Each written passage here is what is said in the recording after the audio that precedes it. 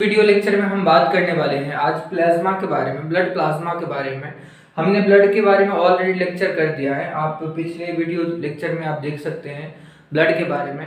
यहाँ पे हम बात करने वाले हैं ब्लड प्लाज्मा के बारे में। तो देखिए कुछ यहाँ पे पॉइंट देखते हैं। ब्लड प्लाज्मा जो होता है, ब्लड का जो मैट्रिक्स वाला पार्ट होता है, फ्लूइड वाला पार्ट होता है, उसको हम ब्लड प्लाज्मा कहते हैं। और जो ब्लड प्लाज्मा होता है यहाँ पे इसमें आप देखोगे कि ये ज़्यादातर इसका पोर्शन जो होता है मैट्रिक्स होता है, फ्लूइड होता है। और इसमें जो होता है येलो कलर का यूरोबिलिनोजन या बिलिरुबिन बोलते हैं उनको। बिलिरुबिन या यूरोबिलिनोजन के कारण जो ब्लड प्लाज्मा है इसका जो कलर होता है ये येलो कलर होता है। और आगे यहाँ पे मैं एक पॉइंट यहाँ पे कवर किया हूँ कि plasma without clotting factor is known as the serum. यदि प्लाज्मा से हम क्लॉटिंग फैक्टर को रिमूव कर देते हैं, क्लॉटिंग फैक्टर जो भी प्रोटीन होता है जो क्लॉटिंग के लिए रिस्पॉन्सिबल है, उसको यदि हम रिमूव कर देते हैं तो वो बन जाता है सीरम। तो प्लाज्मा का ही एक फॉर्म है, सीरम भी प्लाज्मा का ही एक फॉर्म होता है। आगे बात करेंगे ब्लड प्लाज्मा के बारे में। तो ब्लड प्लाज्मा में मेनली वाटर होता है, जो 90 से लेकर के 92% तक इसका वाटर होता है। और इसमें सॉलिड वाला पार्ट होता है वाटर के अलावा, और सॉलिड वाला पार्ट होता है। तो इसमें सॉलिड वाला पार्ट क्या क्या आता है, तो देखिए यहाँ पे 90 से 92% क्या है, यहाँ पे वाटर है।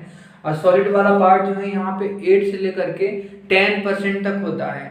सॉलिड वाला पार्ट में यहाँ पे ऑर्गेनिक हो सकता है कुछ, और कुछ यहाँ पे इनऑर्गेनिक वाला पार्ट देखने को मिल सकता है। तो ऑर्गेनिक पार्ट और इनऑर्गेनिक पार्ट यहाँ पे प्लाज्मा में होता है। ऑर्गेनिक पार्ट में यहाँ पे कुछ प्रोटीन, जैसे कि हमने ऑलरेडी डिस्कस किया हुआ है, एल्ब्यूमिन, ग्लोब्यूलिन, फाइब्रिनोजन, तो ये सब इसका प्रोटीन होता है। जो सॉलिड वाला पार्ट, ऑर्गेनिक वाला पार्ट में ये प्रोटीन पाया जाता है। और डाइजेस्टिव न्यूट्रिएंट्स, जो भी न्यूट्रिएंट्स मिला है डाइजेशन ऑफ फूड के बाद, तो वो भी ब्लड में कहीं ना कहीं आता है बाय द एब्जॉर्प्शन। तो ये डाइजेस्टेड न्यूट्रिएंट्स हैं, लाइक द ग्लूकोज हैं, फैटी एसिड, ग्लाइसेरॉल जो फैट से बना हुआ है। और इसके बाद एमिनो एसिड, जो प्रोटीन जब टूटता है डाइजेस्टिव एंजाइम से तो एमिनो एसिड बनता है।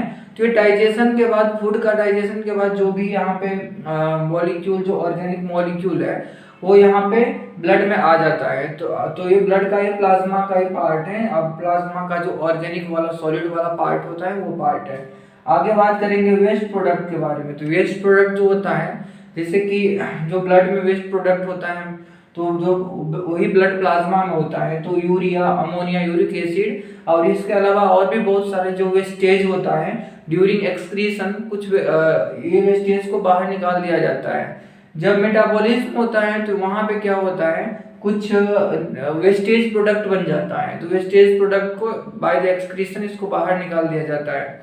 तो ये जो हम ऑर्गेनिक वाले पार्ट में जो भी होता है इसको हमने कवर किया है। अब आगे देखिए इनऑर्गेनिक वाला पार्ट। इनऑर्गेनिक वाला पार्ट में कुछ आयन्स हो सकता है ब्लड में, जैसे sodium ion, potassium ions, chlorine ions. तो यहाँ पे ये सब आयन्स हो सकता है, बाइकार्बोनेट, HCO3-, ये सब कैल्शियम आयन्स, मैग्नीशियम, ये सब जो होता है ना, ये सब क्या होता है, इसका आयन्स होता है। और इनऑर्गेनिक वाला पार्ट है ये। और जैसे सॉल्ट हो सकता है, सोडियम क्लोराइड्स, इसके बाद दूसरा क्लोराइड, पोटेशियम क्लोराइड, ये सब सॉल्ट हो सकता है। इसमें गैस है, जैसे nitrogen gas, oxygen gas, carbon dioxide जो हम लेते हैं सांस, तो ब्लड में ही अल्टीमेटली जाता है। तो इस तरह से जो हमने ब्लड प्लाज्मा का क्या कंपोजिशन देखा होता है और किस तरह से होता है, इसके बारे में हमने ये देखा है।